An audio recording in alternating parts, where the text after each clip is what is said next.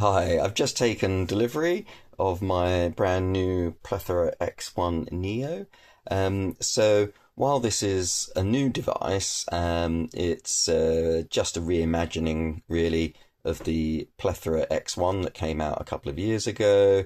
The only difference is, I understand, is that it's now black instead of white, and they have got what they've called a second gen mash switch. The mash switch is the foot switch on the pedal, but the mash functionality enables you to use it in sort of multiple ways with a small amount of sort of expression, and some other options. So and apparently that's been improved on this model. Just a little bit of background. The TC Electronic have been producing high quality digital effects pedals for a number of years. Things like the Hall of Fame reverb, the flashback delay, they're very highly regarded, and things, some of their pitch shifters and so on. So they had a really good catalogue of digital effects. And one of the things they did was they used this thing called tone print, which allowed people to configure these effects units and share those tone prints. So you can download them and it will configure your pedal in that way. They have famous artists produce their tone prints for their sort of signature sounds, and you can download those and try and emulate them. So that kind of ecosystem's been around for quite a while.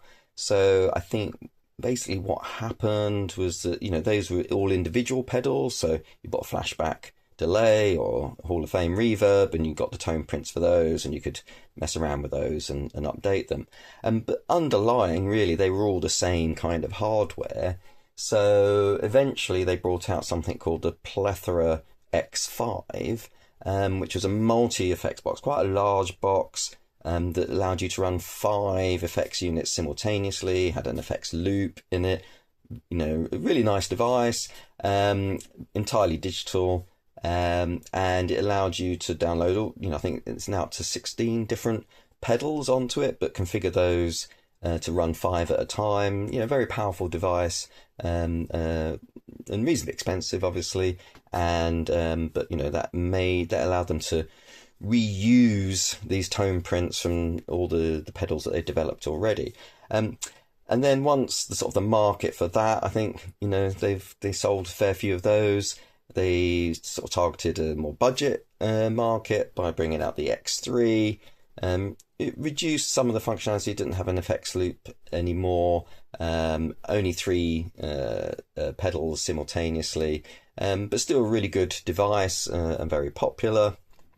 But again, once they'd sold a fair few of those, they finally came out with the X1. So the X1, again, is much simpler. It doesn't have MIDI or things like that.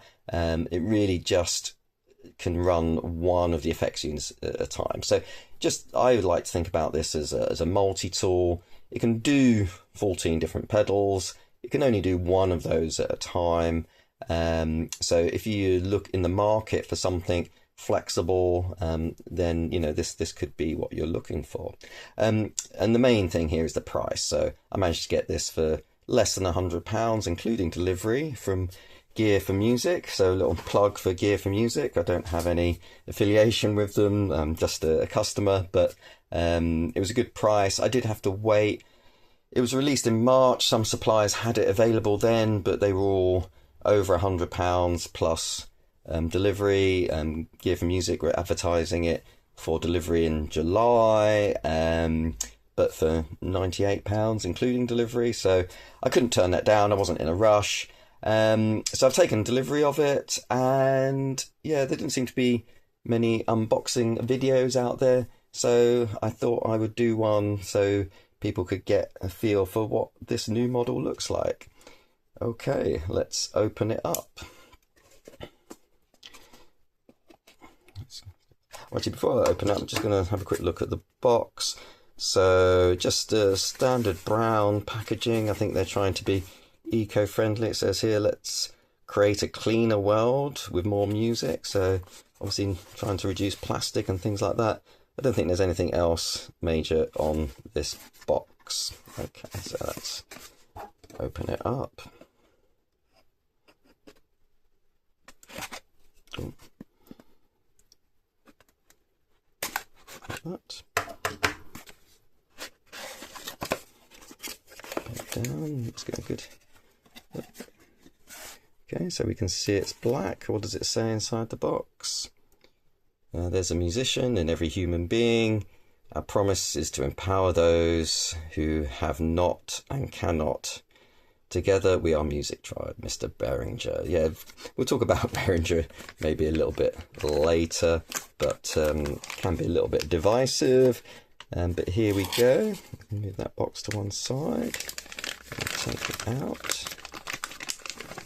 So let's have a quick look at this. So yeah, so actually it's a very nice matte black. It's got some nice rubber pads there, nicely fixed. It's got the 4 controllers. So just a quick word about these Plethora devices. A little covering on the screen there. I'll take that off in a second. So yeah, so one of the restrictions really of these compared to a buying the full-blown individual pedal is that this knob that I'm turning at the moment selects which kind of patch that you're looking at now. So you know, this could be Hall of Fame, this could be flashback delay, this could be the infinite sustainer or something like that, compressor and so on. And moving this around, chorus, I think it's something called the Vicious Vibe, which I'm quite looking forward to having a play with. So the normal pedals that you get, the full-blown versions of these, the tone print ones, they actually come in 2 different sizes. They come in this kind of full size with the 4 controllers and 4 knobs, and 1 or 2 maybe little switches that you can move. And they, yeah, normally they tend to be stereo ins and outs and things like that. So this kind of mimics that. But obviously this 4th switch would be changing a parameter rather than just selecting which patch that you're looking at. So that's kind of one downside. You kind of reduce to 3. The smaller versions do just have the 3 controllers, and typically a mono, and are about sort of 2/3 the price of the full-size one. So the full-size pedals tend to be around about £100. So you basically, you know, with one device, you're getting the same thing at the same price, really. And this has more in common, I'd say, with the full-size models, it being stereo and so on. Okay, I'm just going to give that. So this is the mash switch here. Just pressing it down there. Actually, that feels really nice. So it's got a little bit of feedback on that. It's got a fair amount of travel. Apparently it's a Hall effect type switch, so if you don't know what that is, there's a sort of a magnet on the end, and as you push it down it's getting closer or further away from a sensor, and that can sort of detect how much travel there is. So you can use that to do a small amount of kind of expression on some of the effects, which should be quite interesting. Okay, so let's have a look. The back here, so it's got a USB-C connector, so that's great. Definitely want USB-C. It takes 9 volt, 250 milliamps. That's not too bad. I mean, that's another kind of consideration as well with some of the bigger models. They do take a fair bit more power, so depending on what you're using to supply the power, the fact you can run this off 250 is pretty good.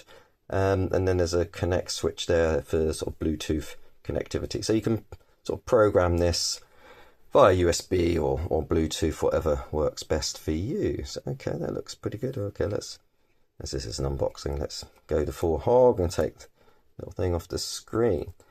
Okay, so a little bit more about what I'm planning to use this for. So as I said, I've got I don't have a traditional pedal board, so if you're a full-blown you know, session guitarist or something with your nice pedal board setups that you like set up permanently, I mean, I can see this having a use on your pedal board for filling in for those odd songs and things that you need a special effect for but don't want to buy lots more pedals, so that might be useful.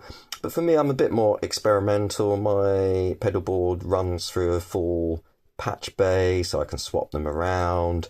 And this is going to be ideal. I could put it in any position in the chain and decide what kind of effect I want. So as I said, I use, but I'm not sure, I said I use Ableton normally for my digital effects. So, but I have a number of analog effects that I like to create more character and warmth.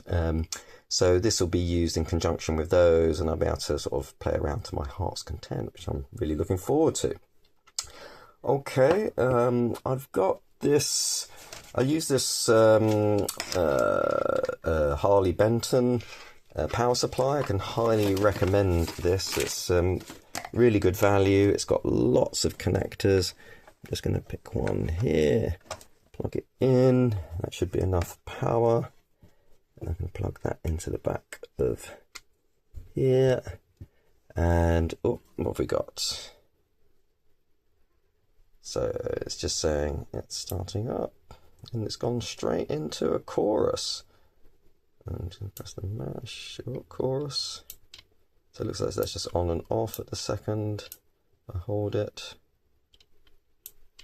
Okay, anyway, I'm not actually going to do like a full demonstration of the functionality. Okay, that's the chorus. Oh yeah, so I've got the here. So oh, if I go all the way around to 1, yep, so in first position there is a reverb. And then if I go into delay, so they're just saying whether it's turned on or off. Tap tremolo. Chorus, as you've seen, vibe, and so on. So you can see there's 7 different positions. Oh yeah, let's go to that last one where it's got A and B. So while you can have 14 loaded at once, you would have to use this AB functionality. So the AB is when I press the button, I think one presses off, and you can see, oh yeah, A and B is on, and so on. So we can switch between 2 effects like that. Probably a little bit complicated for most uses. So as I'm mainly going to be just using this home studio, I'll just be loading the things that I want into the first 7, and so I can swap around between them. Just coming back to the hardware differences between this and a full-blown version is that yeah, so some of these inputs and outputs might operate slightly differently, in that you might have a dry out or something, or you might have an FX loop. So really these inputs and outputs are just stereo in and out on this model. There's no sort of variation with that. And there are some minor things, like I think on the Infinite Sustainer there's a switch to add some extra reverb and so on. So there are some small differences between what you can do with this tone print loader and if you buy the full-blown actual pedal. And I think, you know, one of the things that the reason that TC Electronic or Behringer are doing this is that they're leveraging this back catalogue of tone prints, getting new sales through these devices. And I can also imagine that if I start using one of these a lot in my work, I'd be tempted to then, you know, buy the dedicated full pedal for that one, and just carry on using this for sort of my kind of multi-tool kind of purpose. Okay, the last thing I was going to do was just do a quick comparison to some of the other ones. So just in case you've seen some of these for size. So here is a sort of one of TC Electronics' other pedals. So this is one of their analog, but they're kind of, I suppose they're more sort of quality line, the same as the tone print models. You can see it's basically the same case, but in a nice shiny colour there. So that's looks quite nice. That's a nice overdrive. They also produce something they call their smorgasbord type of pedals. And as you can see, these, I'm just going to put these on the table together. Doesn't look a huge difference in here. They do look quite, but this is quite a chunky pedal. So if you see these online, these are fantastic, purely analog devices. Really good quality, really good build, you know, nice sort of analog pedals. I really like the top connectors rather than the side connectors. I think that makes it easier for me personally. It's got quite a nice switch on it. These are true pass-through. So these smorgasbord pedals actually came out when Behringer took over TC Electronic, and what they wanted, if I just, is that Behringer were famous. They make some really good budget pedals, but I think you can see this one. There's kind of quite plasticky. It doesn't feel very great, to be honest, but it's quite a fun pedal, and they only cost about £20. So if you want to play around with some sounds, and I was quite interested in the vibrato, the really sort of warbly sound that this produces. It's really nice. But they had these kind of plastic casing, very much kind of a budget sort of Boss style kind of casing. But they're good. There's some JSH video on Behringer pedals. He says don't be a snob about them, and I have to agree with that. If it's got something that you want or interested in, they're quite a fun purchase. But what they wanted to do was kind of take some of the electronics out of their catalogue of these and produce some slightly higher qualities, and they use the TC Electronic brand really to do that. And also I think the engineers at TC Electronic, they sort of improve some of the circuitry and so on. So this is kind of a higher quality version of those Behringer pedals, but again, it can got a very reasonable price, and I would highly recommend. Okay, so I think just to wrap up, I think it's I'm looking forward to getting to trying this out for real. So if you've got any comments or anything else you want to look at, do let me know. But that's all from today.